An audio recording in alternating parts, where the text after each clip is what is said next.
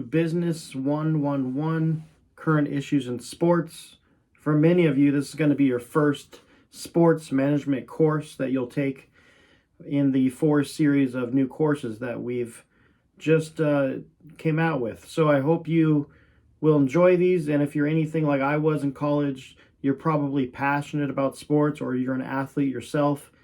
And hopefully, the way I was and what I've kind of learned in life is if you're passionate about something in life, try to figure out what you can do with that passion to have a career with. So do something you enjoy. The money will come eventually.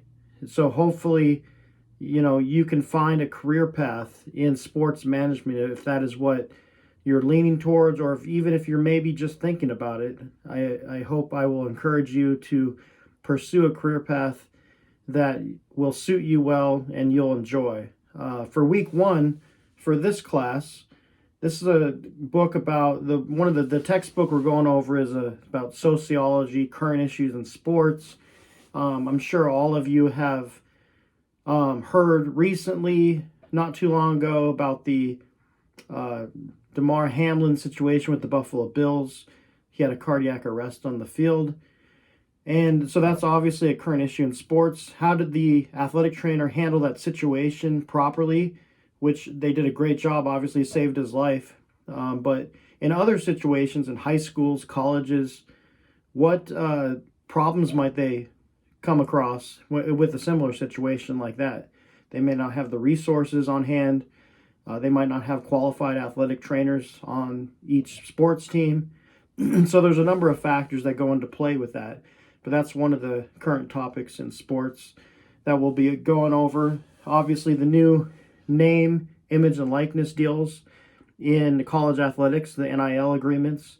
That's another situation where it's basically creating college programs where they're like recruiting, transferring rules.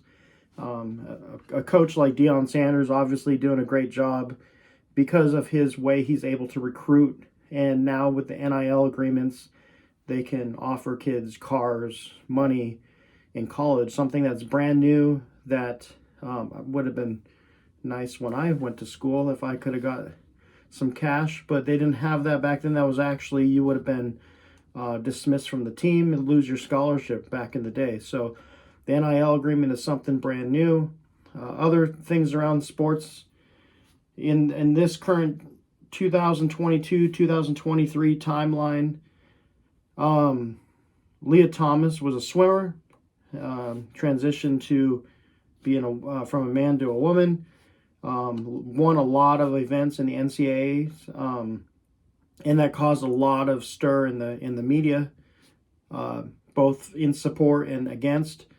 So that's another topic that's actually brand new, and it's probably going to continue to be a topic on the table for current issues in sports, is how do we handle a situation like that? Is it fair to other, female participants as far as Title IX goes with that situation?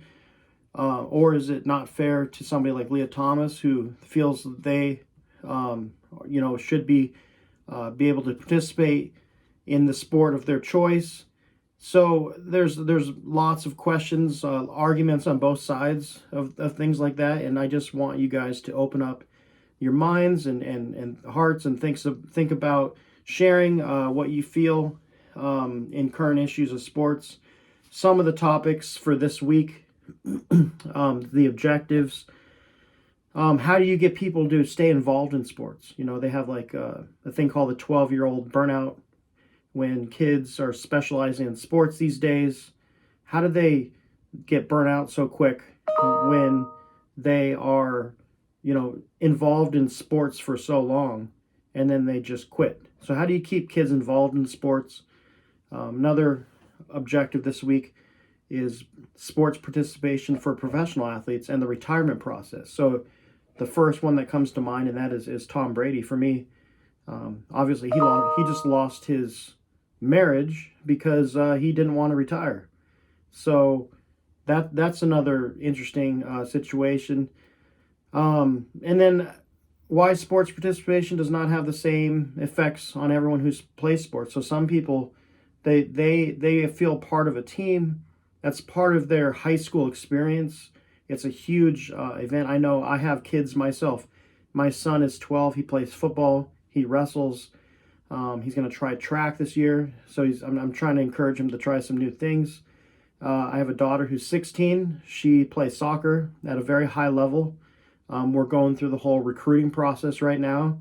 A couple schools have offered her scholarships. So that's a whole nother issue, with that.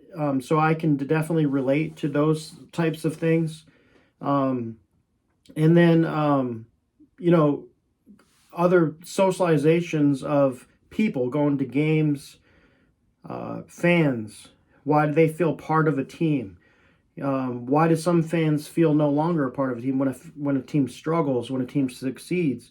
What makes fans come to games? So all of these are parts of current issues